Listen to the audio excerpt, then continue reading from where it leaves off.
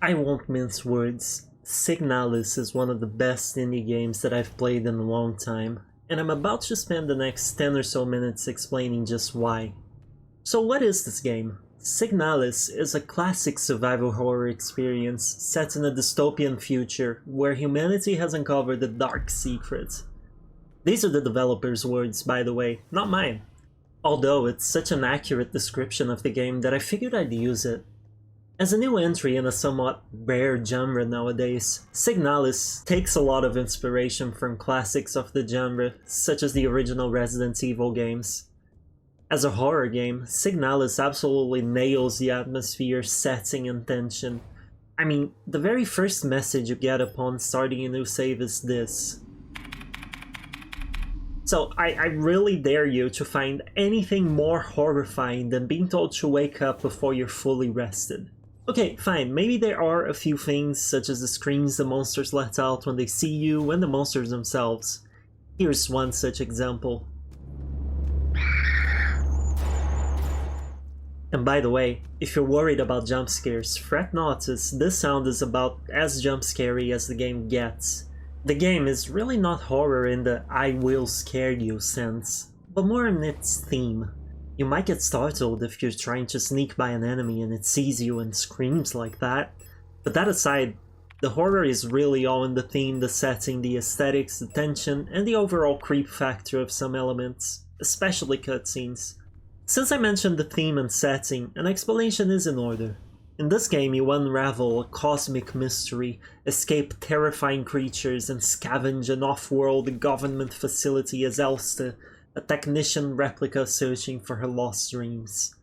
Again, I borrow the developer's words, but this tidbit tells us so much about the game that I feel like I can't just ignore it. As you can infer, this is a sci-fi setting, with crashed spaceships, bases in different planets, android-like beings, much more that has yet to exist in our real world. While the areas themselves are not extremely varied between chapters, as evidenced by the countless corridors I experienced in this game, they all perfectly fit the theme the developers decided for their game. Said sci-fi setting is further enhanced by the horror elements that are injected into it. We see rooms that have been completely wrecked, fleshy monsters coming out of the floors, corpses that undoubtedly each met with an unfortunate end, and reanimated, glitchy corpses that were unfortunate enough to not die before they met this fate. There is a reason why they use the term cosmic mystery, and it's not just because this game takes place outside the confines of our planet. It has cosmic horror elements to it, and they are absolutely brilliant. The soundtrack is incredible and adds to all this, and don't you even get me started on the aesthetics.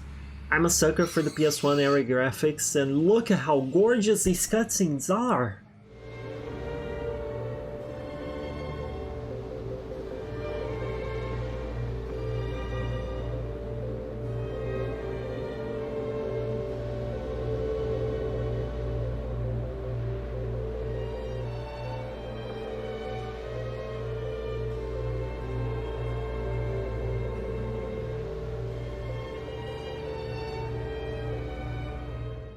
But I'm sure by this point you're asking yourself, oh wow, so there are a bunch of things destroyed?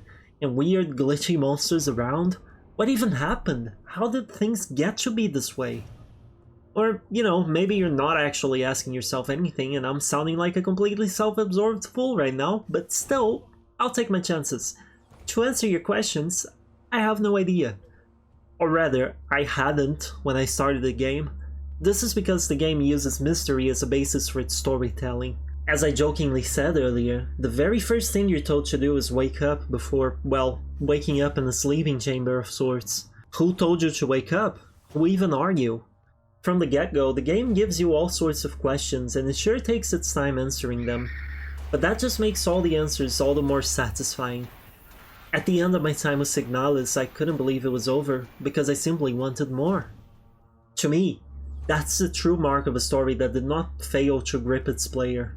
I will say this though, the game has 4 endings. The first 3 are all achieved by just getting to the end and are influenced by things you do during your playthrough, like how many enemies you killed, how many times you died.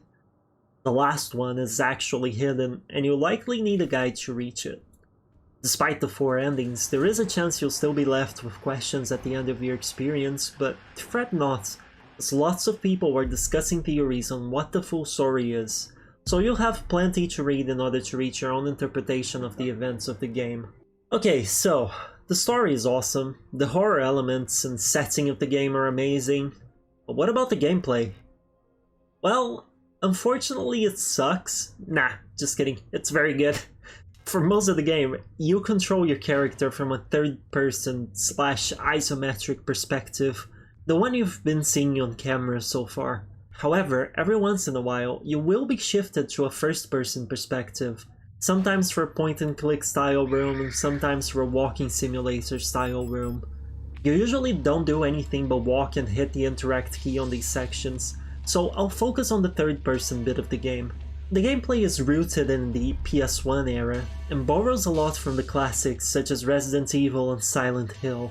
There are a ton of puzzles that require you to go back and forth within a map, finding different keys and hints that will let you progress elsewhere. While you're working on your puzzles, the game will throw tons, and I mean tons, of enemies at you.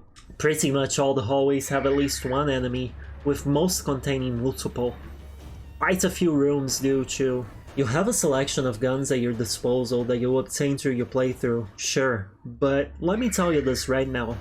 You will not have enough resources to handle all the enemies the game throws at you. Due to that, you have to pick your fights carefully.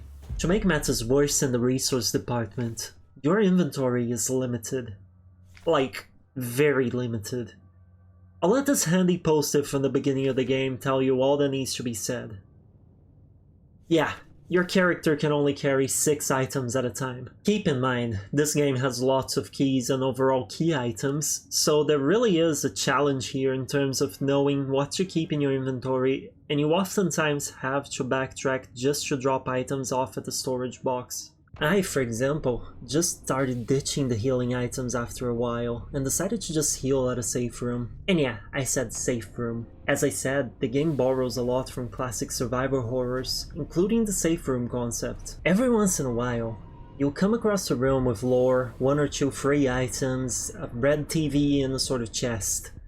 In this room, you can save your game, store your items, and you can rest easy, knowing that you won't be attacked. It's honestly a nice respite from all the madness usually going on right next doors. While everything I said so far has been amazing, there are a few issues. But really, these are almost nitpicks when compared to everything positive. First point that might annoy some is related to the inventory and backtracking. While it is a design decision, I know some people won't be too excited about having to so carefully control what they carry, and be stopped from picking up items they need because they have no space. And while we're talking about design, the game could use potentially more variety in terms of monsters. There are lots of different designs, mind you, and the few boss fights that are there are pretty fun, even if gimmicky. But quite a few of the enemy designs just walk up to you and try to melee you, even if they look different. One of my favorite enemies was one that required the radio to beat, mainly because it was the one that mostly changed the dynamic with the enemy. The first-person sections are also very basic, sometimes unclear what you can click when you're on point and click mode, and you move very slowly on walking simulator sections, with no possibility to sprint. Like I said, these are all nitpicks compared to the overall quality of the game, but I still figured I needed to mention them. In fact, the only glitch I ran into was in a walking simulator section. I basically had to set my radio to a specific frequency and then click on a lock, but every time I clicked on the lock with the right frequency, it just didn't work. I was going nuts until it randomly just worked, without me actually changing anything. All in all, I was enamored by SIGNALIS. It was no hyperbole when I said that this was one of the best indie games I've played in a long time. I mean, I beat the game in 7 hours over 2 days, which is a lot of time for me to play considering I don't have much free time. Sorry for spending my work time today playing, boss. If you do pick SIGNALIS up, I hope you enjoy your time with the game. And now, for the fun YouTube stuff. If you enjoyed this video, please do leave your like, subscribe, and above all else, comment what you thought of both the video and the game. I'm always looking forward to hearing your opinions. And I'll see you next time. Bye bye!